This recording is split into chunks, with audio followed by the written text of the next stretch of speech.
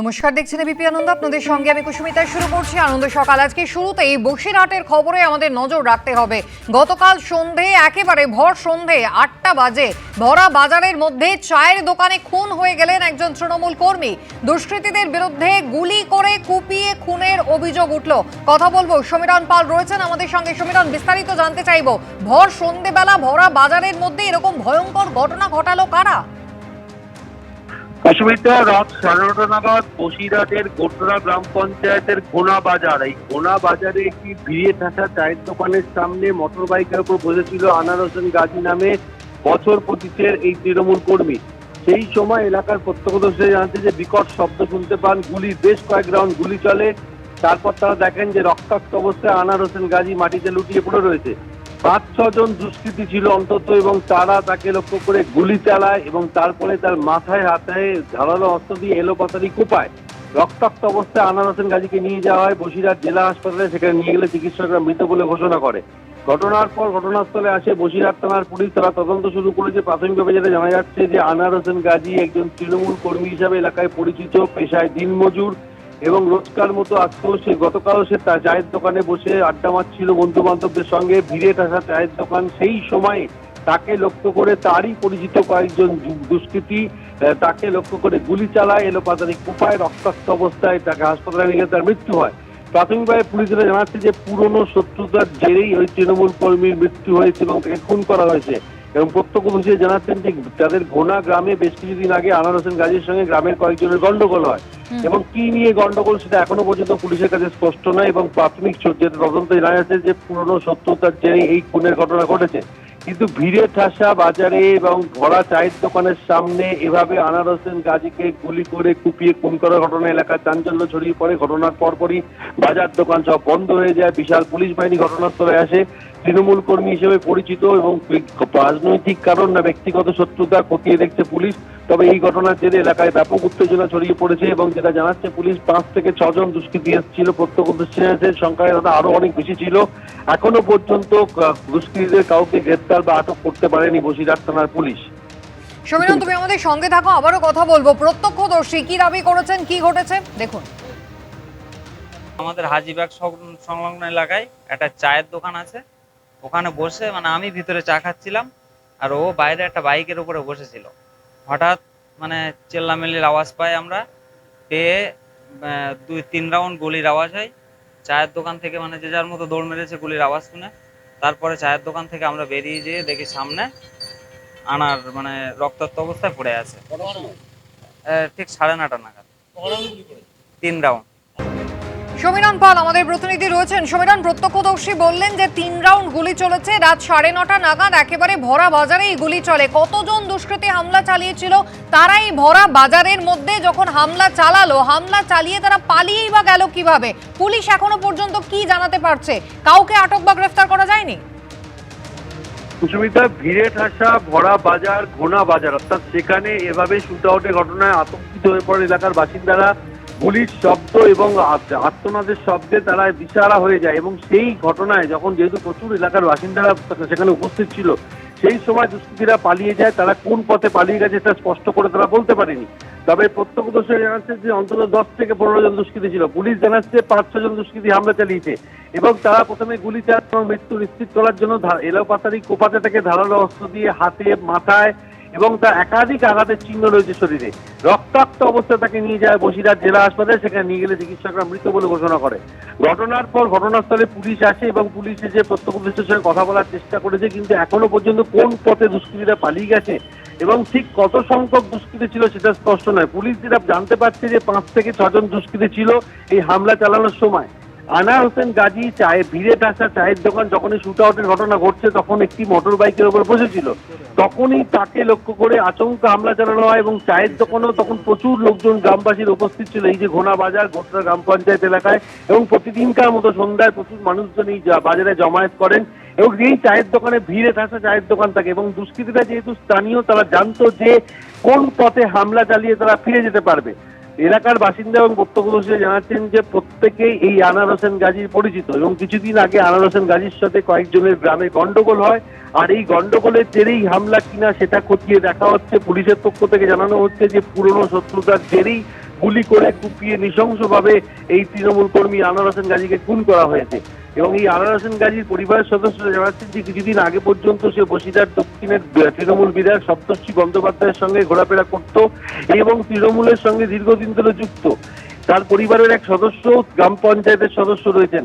এই গোটরা গ্রাম পঞ্চায়েতের এই ঘোনা বাজারে গতকাল সন্ধ্যায় যেভাবে গুলি চালিয়ে কুপিয়ে খুন করা হলো তাতে রীতিমতো এলাকার বাসিন্দারা আতঙ্কিত।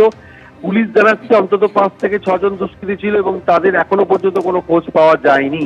কুসুমিতা, সমীরণ, ধন্যবাদ। আমি এই জায়গায় আলোচনায় আসবো প্রাক্তন পুলিশ কর্তা সলিল ভট্টাচার্যকে দিয়ে আলোচনা শুরু করব। সলিল বাবু, একেবারে বসিরহাটের ঘটনা, রাত 9:30, গরমকাল, এমন কিছু মানে ফাঁকা হয়ে যাওয়ার কথা নয়, প্রচুর মানুষজন ছিলেন, প্রত্যক্ষদর্শীরা দাবি করছেন। তারা বলছেন 5-6 জন নয়, পুলিশ যেটা বলছে আরো বেশি কয়েকজন এসেছিল। মানে দুষ্কৃতীরা যারা হামলা চালিয়েছে তারা স্থানীয় বাসিন্দা, সবটা জেনে এসেছিল। ভিড় জায়গায় তারা প্রথমে গুলি চালায়, পরে কুপিয়ে খুন নিশ্চিত করে এবং তারপরে পালিয়েও যায়। এখনো পর্যন্ত কাউকে আটক বা গ্রেফতার করা গেল না। দেখো, ইন অল প্রবাবিলিটি তোমার বেসিসটা জানতে হবে, ভিত্তিটা জানতে হবে এই মার্ডারে। মানে এর ভিত্তি হচ্ছে কিন্তু দুর্নীতি, করাপশন। ইন অল প্রবাবিলিটি আমার যেটা মনে হয় যে মানে এটা it's a type of gang warfare. দেখো, নালে সন্ধেবেলায় এরা কিন্তু মানে বিদেশ থেকে আসেনি। আর সেই উত্তর 24 পরগনা, তোমার মনে আছে সন্দেশখালী উত্তর 24 পরগনা, বনগাঁ উত্তর 24 পরগনা, এবং বসিরহাট উত্তর 24 পরগনা, যেখান থেকে তোমার মানে র্যাম্পেন্ট তোমার illegal transport, import and export of stolen property, illegal arms and ammunition, কি হয় না, হোয়াট নট। তুমি চিন্তা করতে পারো সন্দেশখালীতে ED in presence of central force তাদের অ্যাসাল্ট করছে। It is a gang warfare. এবং এটা কিন্তু সবাই জানে। ওর সঙ্গে মেন বেসিসটা যদি দেখো, বেসিসটা বার করতে হবে, মোটিভ অফ মার্ডার জানতে হবে। এবং আমি এটাও রুল আউট করা যায় না কোনো পার্সোনাল ড্রিফট থাকতে পারে। পার্সোনাল ড্রিফট থাকতে পারে না, কারণ এর যে স্ত্রী না কার কথা বললে সে পঞ্চায়েত সদস্য এবং সে বিধায়কের সঙ্গে দিনরাত ঘোরাফেরা করে। আর তুমি এটা রুল আউট করতে পারো বিকজ ওখানে কিন্তু তোমার রাইভাল যে পলিটিক্যাল পার্টি তাদের এক্সিস্টেন্স কিন্তু অতটা নেই যতটা এদের ডেন্ট আছে। এরা মাটি গর্ত করে আছে, একদম ডেন্ট আছে এদের। সুতরাং এই যে গ্যাং গোষ্ঠীর সংখ্যা এক নয়, একাধিক গোষ্ঠীর সংখ্যা, নাম মানে গ্যাং আর গোষ্ঠী বলতে না, আমি পলিটিক্যাল যারা বলছি, হ্যাঁ আমি বলছি শাসক দলেরই একাধিক গোষ্ঠী এখানে সমানভাবে সক্রিয়। না, সেটা তো ইন্টারপার্টি ফ্র্যাকশনস, ইন্টারপার্টি ফ্র্যাকশনস আছে এবং তার বেসিসটা হচ্ছে দুর্নীতি, করাপশন, টাকা, অর্থ, পিপুল অর্থ, বৈভব, কি নেই, হোয়াট নট, এইটা নিয়ে কিন্তু গন্ডগোল, সূত্রপাত ওটা নিয়ে। নাহলে যেরকমভাবে নৃশংসভাবে মেনেছে ইন প্রেজেন্স অফ ক্রাউড, সন্ধ্যেবেলায় ভর সন্ধ্যেবেলায় মার্ডার করেছে, ওটা লোকাল ছাড়া। এবং নিরাপদে তারা পালিয়েও গেল, এখনো পর্যন্ত পুলিশ তাদের খুঁজেও পেল না। আমি বলছি খবরটা হচ্ছে তৃণমূল কর্মী খুন হয়েছে। এখন তৃণমূল কর্মী খুন হয়েছে এটা নিয়ে যদি কাউকে বলতে দেওয়া হয়, তাতে যদি তৃণমূল না করুক বা কোনো পলিটিক্যালের সঙ্গে যুক্ত না থাক, তাদের একটাই কথাই করাপশন, গোষ্ঠী সংঘর্ষ, বিধায়কের সঙ্গে ঘুরে। আমার মনে হয় যে সত্যি সত্যি তো এই সরকারটার কোথাও কোথাও করাপশন তো আইডেন্টিফাইড হয়েছে, কিন্তু একটা সরকার চলতে পারে না যদি তার মধ্যে কোনো সৎ লোক না থাকে, তার মধ্যে কোনো ভালো কাজ না থাকে। কিন্তু একটা জিনিস দেখা যাচ্ছে, কিন্তু একটা জিনিস দেখা যাচ্ছে যে যদি আপনি কাউকে বলতে বলেন এই সরকার সম্পর্কে, তাহলে সরকার সম্পর্কে তারা 100টার মধ্যে যদি একটাও ভালো থাকে সেটা কোনো সময় পয়েন্ট আউট করে না। আমি বলছি যে প্রথমেই আমরা যেটা আইডেন্টিফাই করে দিই, আমি যদি বিজেপির কর্মীও মারা যায়, কেউ কংগ্রেসও মারা যায়, সিপিএম এরও মারা যায়, আমি প্রথমে বলে একজন মানুষ মারা গেছে, আরেকজন মানুষ তাদেরকে মেরেছে। ফলে আমি বলছি যে পলিটিক্সের বাইরে আমি কোথাও দোকানে কিছু জিনিস কিনতে যাবো, সেটাও পলিটিক্যাল থিওরি দিয়ে বিচার করবো যে তৃণমূল কংগ্রেস কি ধরনের সবজি কিনতে ভালোবাসে বলে কিনবো। আমি সব জায়গাতেই পলিটিক্সে ঢুকে গেছে 24/7, সেই জায়গা থেকে আসলে দেখুন তার সামাজিক পরিচয়ের থেকে অনেক বেশি কিন্তু তার রাজনৈতিক পরিচয়টা প্রমিনেন্ট, যেটা আমাদের প্রতিনিধিও বললেন যে তিনি কিছুদিন আগে পর্যন্ত বিধায়কের সঙ্গে ঘোরাফেরা করতেন। মানে সামগ্রিকভাবে তার পরিচয় ওটাই, সাধারণ মানুষ তাকে প্রাইমারিলি যখন দেখেন, মণিশঙ্কর চট্টোপাধ্যায়কে যখন প্রাইমারিলি দেখা যায় তখন কিভাবে দেখা যায়? তৃণমূল কংগ্রেস জিতে সরকার গড়েছে, ফলে তৃণমূল কংগ্রেসের কর্মীর সংখ্যা বেশি হবে, সেটাই স্বাভাবিক। ফলে আমিও তৃণমূল কংগ্রেস, যে কেউ মারা যাবে তাকে তৃণমূল কর্মীদের আইডেন্টিফাই করতে হবে। করতে এই সরকারকেই আমি বলছি হবে। সেটা আমার প্রশ্নটা সেই আমি জায়গায় বলছি ছিল। আমাদেরও একটা কর্তব্য যেটা বলা দরকার যে সত্যি সত্যি এই ধরনের ঘটনাগুলো সবসময় পলিটিক্যাল দিয়ে বিচার করা উচিত নয়। আচ্ছা, বেশ। মানুষে সেটা তো বেলা বাড়লে বোঝা যাবে, সেখানেই তো পুলিশের দায়িত্ব। পুলিশ যখন গ্রেফতার করবে তখনই স্পষ্ট হবে দুষ্কৃতীরা কারা। উদ্দেশ্য যে মৃত্যুটা সত্যি দুঃখজনক, বেদনাজনক, কিন্তু আমি বলছি দুঃসাহসটা জানতে আমি সেটাই বলছি, একদম। ডেসপারেটনেস, হ্যাঁ। ভর সন্ধ্যেবেলায় অত লোকের সামনে আমার বক্তব্য হচ্ছে মানে মানে মানে মানে অল আউট ডেসপারেটনেস। এই যে মানুষ, এই যে প্রশাসনকে প্রবলেমটা কি ওই শরীরটা প্রশাসনকে যখনই একটা পলিটিক্যাল পার্টির যখনই আইডেন্টিফাই করে দেয় না, তখন ওদের দায়টা পুরোপুরি সেই দলের ঘাড়ে চলে যায়। দল সামলে আইনজীবী শীর্ষেন্দু রায়ের কাছে যাই। শীর্ষেন্দুদা, প্রথম কথা হচ্ছে দুষ্কৃতি রাজ, দুষ্কৃতীদের রমরমা। উত্তর 24 পরগনাই হোক, দক্ষিণ 24 পরগনাই হোক, মালদাই হোক আর মুর্শিদাবাদ, বছর আমরা শুরু করেছিলাম সেই দুলাল সরকার খুনের ঘটনা, একজন তৃণমূল কর্মীকে থেতলে হত্যা, চায়ের দোকানে বসে থাকা সেই অশোক সাউ, কিভাবে তাকে খুন করে চলে গিয়েছিল অপরাধীরা। কিন্তু এই দুষ্কৃতী রাজ, এই রমরমাটাকে কোথায় নিয়ন্ত্রণ করতে পারছে শাসক দল? যেভাবে তারা গুলি চালাচ্ছে, তারপরে তারা মৃত্যু নিশ্চিত করছে কুপিয়ে খুন করে, সেটাকেই বা কোথায় ঠেকানো যাচ্ছে? অস্ত্র উদ্ধার মমতা বন্দ্যোপাধ্যায় কবে বলেছিলেন পুলিশ মন্ত্রী, আজ অব্দি পুলিশ করতে পেরেছে? সংকীর্ণতম রাজনৈতিক স্বার্থ আর আপনার যে ঘৃণ্যতম অর্থলিপ্সার শিকার হয়ে দাঁড়িয়েছে এটা রাজ্য। কারণ আপনি চিন্তা করুন, শুধু মালদা বসিরহাট নয়, প্রত্যেকটা হাটে হয়েছে। খড়দা কাউন্সিলর আপনার এই বাড়ির পাশে, এই চ্যানেলের পাশে সুশান্ত, সে প্রাণে বেঁচে গেছেন। দুষ্কৃতী প্রত্যেকটা জায়গায় রাজ করছে, আর সেখানে পুলিশ বুঝতে পারছেন না। ভরা বাজারে তাকে মেরে চলে যাচ্ছে, তাকে খুঁজে পাওয়া যাচ্ছে না। তাহলে পুলিশের যে আমরা যে ভরসা করব, সেই পুলিশের ভরসাটা আমাদের আসবে কোত্থেকে? আপনারা যে জায়গাতে উপযুক্ত ব্যবস্থা নেওয়ার কথা, সেই উপযুক্ত ব্যবস্থাটাই নেওয়া হচ্ছে না। সেখানে কোনো সময় পুজোর সময় বাচ্চা ছেলেগুলো উই ওয়ান্ট জাস্টিস বললে তিধারা থেকে 9 জনকে গ্রেপ্তার করা যায়, কিন্তু এই ভরা বাজারে কিংবা কোনো দিনে দুপুরে দুষ্কৃতীকে যেই মারুক যাক, সে তৃণমূলের হোক, যে কোনো রাজনৈতিক দলেরই হোক, মানুষ মারা গেছে একদম ঠিক, কিন্তু সেই মানুষটা একজন যাবে কেন, সেই মারা যাবে কেন? সেই জায়গা থেকে তো আমরা পুলিশকে আইনের অভিভাবক ভাবি। আজকে বকটই কাণ্ডে এতে আপনাদের প্রত্যেক দিন বলতে হবে যে মুখ্যমন্ত্রী দাঁড়িয়ে বললেন যে বেআইনি অস্ত্র বারুদ সব উদ্ধার করতে, সে তো অনেক যুগ আগে। আর কবে উদ্ধার হবে? গুলিটা কোত্থেকে পেয়েছেন? বন্দুকটা কোত্থেকে পেয়েছেন? কোথা থেকে এসছে বন্দুকটা? বন্দুকের এই সরবরাহগুলো কোথা থেকে আসে?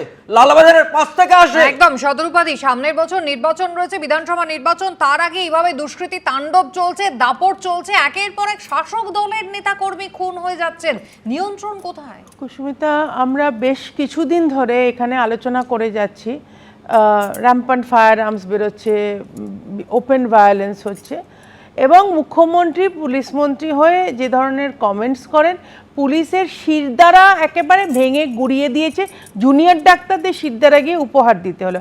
আমার এই কথাগুলো বলার একটাই কারণ, যে রুলিং পার্টি সে যদি পুলিশকে সম্মান দিয়ে তার যথাযথ জায়গা দিয়ে রুলিং না করতে পারে, তাহলে এই জিনিসই হবে। তুমি আজকে দুটো জিনিস লক্ষ্য করো, এক হচ্ছে অফকোর্স 9টার সময় ভরা বাজারে পাবলিক জায়গায় হয়েছে, এবং সে যে শুধু গুলি করে চলে গেছে তা নয়, সে দাঁড়িয়ে কুপিয়েছে আর এলোপাতারি তাকে মানে এরকম ওপেনলি মারধর করেছে। একটা হচ্ছে এই লোকটার রোষ, যে মেরেছে বা যারা মেরেছে একে, তাদের যে রোষ towards that faction of the ruling party. সলিলবাবু বললেন একটা কথা, ইন্ট্রা মানে পার্টির ভেতরে যে গোষ্ঠীদ্বন্দ্বটা, সেইটা এতটা বেড়ে গেছে যে তারা আর নিজেদের নেতৃত্বের ওপরই ভরসা রাখতে পারছে না। যে হ্যাঁ, একটা সময় ছিল যে আমি মুখ্যমন্ত্রীকে জানাবো, কি তার উচ্চ নেতৃত্বকে জানাবো যে আমার ওর সঙ্গে বনছে না বা আমি একসঙ্গে কাজ করতে পারছি না। It should be confined to that, কিন্তু সেখানে হচ্ছে না। আরে বিজেপি দেখো যে কোনো পার্টিতে সংসারে অর্গানাইজেশনে নিজেদের মধ্যে ডিফারেন্স অফ ওপিনিয়ন মানে হতেই সেখানে পারে, মণ্ডল সেটা সভাপতি হবে। নির্বাচনটা শান্তিপূর্ণভাবে সম্ভব হয় না বিজেপির। হ্যাঁ, কিন্তু এরম হয় না, একজন আরেকজনকে মেরে ধরে শেষ করে দেয় না।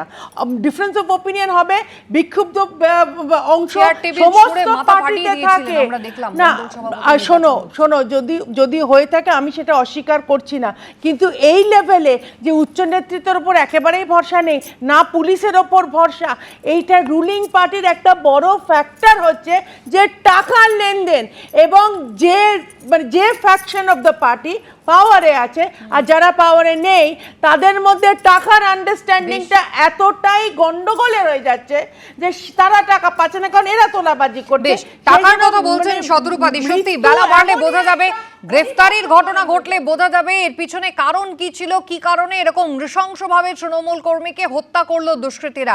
এক রাতেই খিদিরপুরে পুড়ে খাক হয়ে গেল প্রায় 1300 দোকান। দমকলের বিরুদ্ধে দেরিতে আসার অভিযোগ করলেন স্থানীয়রা। রবিবার রাত 1টা নাগাদ খিদিরপুরের অরফানগঞ্জ বাজারে এই ভয়াবহ আগুন লাগে। স্থানীয়রা দাবি করেন প্রায় 2 ঘন্টা পরে দমকল এসেছে। মুখ্যমন্ত্রী গতকাল দুপুরে ঘটনাস্থলে যান, ক্ষতিপূরণের আশ্বাস দেন, কিন্তু তারপরও ভরসা পাচ্ছেন না ব্যবসায়ীরা।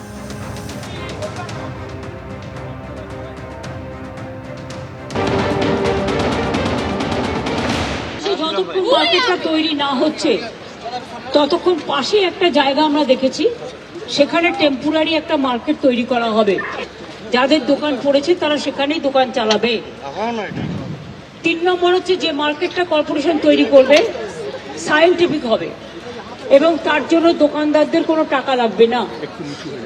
3 নম্বর হচ্ছে যে যাদের সবটা পুড়ে গেছে তাদের পরিবারের সবাইকে জন্য 1 লাখ টাকা করে আমরা দেব, আর যার হাফ পুড়েছে তাকে 50,000 দেব।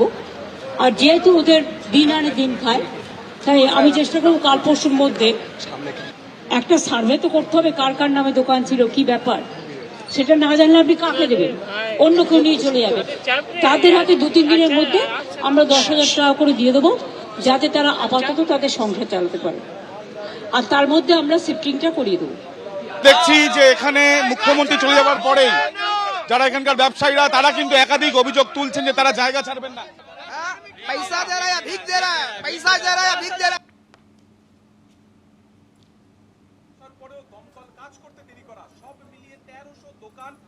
আমি মণিশঙ্করদার কাছে এই জায়গায় যাব। মণিশঙ্করদা, মমতা বন্দ্যোপাধ্যায় বিকল্প জায়গার কথা বলছেন, একেবারে অত্যাধুনিকভাবে যেখানে সম্পূর্ণ আগুন নেভানোর জন্য উপযুক্ত ব্যবস্থা থাকবে সেই সমস্ত ব্যবস্থা তিনি করে দেবেন বলছেন সরকারি খরচায়। ব্যবসায়ীরা তাও রাজি হচ্ছেন না। বিকল্প জায়গা কেন? তাদের প্রশ্ন হচ্ছে ওই জায়গায় যেখানে তারা এত বছর ধরে কাজ করে এসেছেন সেখানেই ব্যবসা করবেন। না দেখুন, ব্যাপারটা হচ্ছে যে যা সিচুয়েশন, মানে এত পুরনো একটা শহর, এবং খিদিরপুরের ওই জায়গাগুলো সলিলদারা জানবেন অনেক পুরনো, যারা মানে আগুন লাগাটার একটা ব্যাপার আছে, এবং অনেক জায়গাতে লাগে না তা নয়, এবং ভবিষ্যতেও যে আরও লাগবে না সেটাও গ্যারেন্টি নেবেন, এমন কিছু কিছু জায়গায় হয়ে আছে। যারা ব্যবসায়ী আমার মনে সম্ভবত যতদিন না হচ্ছে ততদিন পর্যন্ত একটা বিকল্প জায়গার কথা উনি বলেছেন। তাদের সঙ্গে আলোচনা করেই নিশ্চয় হবে, কারণ যিনি ব্যবসা করছেন তার ব্যবসাটা কোথায় চলবে তার থেকে বেশি তো কেউ জানবে না। কিন্তু আমার কথা হচ্ছে যে এটা তো একটা আলোচনার জায়গায় এখনো পর্যন্ত কংক্রিট জায়গায় আমার মনে হয় আসেনি।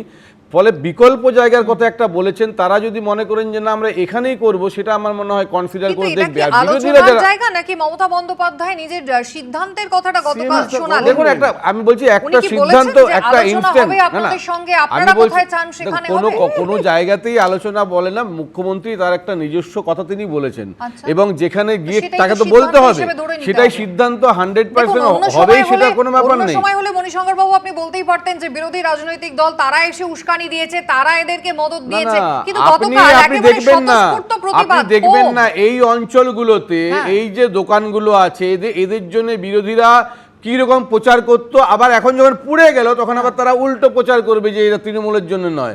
ফলে বিক্ষোভ আজকে খিদিরপুরে যাবেন, কি বলবেন অবশ্যই আমরা শুনবো। কি বলেছেন শুভেন্দু অধিকারী একবার দেখিয়ে দিই, একবার দেখি। ভালো তো।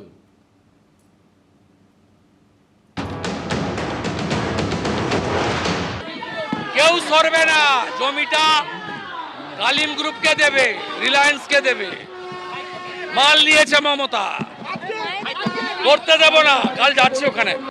শতরূপাদি, শুভেন্দু অধিকারী বলছেন করতে দেবেন না। না, প্রথমত হচ্ছে যে লিডার অফ অপোজিশন বলছেন, লিডার অফ অপোজিশনের কাছে সব সময় এক্সট্রা ইনফরমেশন থাকে, কারণ উনি জানেন ওখানে ভেতরে কি হচ্ছে। আমি একটু পর আসি। আজকে তোমার মনে থাকবে যখন সিপিএম ছিল তখন অপারেশন সানশাইন বলে একটা হকার এভিকশনের একটা প্ল্যানিং হয়েছিল, এবং মুখ্যমন্ত্রীর তখন এতটাই গায়ে লেগেছিল, এতটাই উনি হকারদের জন্য ফিল করেছিলেন, উনি গড়িয়াহাটের ট্রাম লাইনে বসছিলেন, ওদিকে হাতিবাগান পরিষ্কার হয়ে গেল। সেই মুখ্যমন্ত্রী আজকে দাঁড়িয়ে একজন ব্যবসাদারের সঙ্গে একেবারে গ্রাউন্ড লেভেলে এসে এমন ঝগড়া করছে যে ওনার কোনো দোষ নেই, মানে সরকারের কোনো দোষ নেই, যার বাড়ি পুড়ে গেছে, যার দোকান পুড়ে গেছে, যার ব্যবসা ধুলিস্যাৎ হয়ে গেছে, দোষটা তার। এই হচ্ছে মুখ্যমন্ত্রীর নমুনা। আমি একটু না মদত কোথায় দেবো, আমি এক সেকেন্ড কুসুমিতা আমাকে একটু শেষ করতে দাও।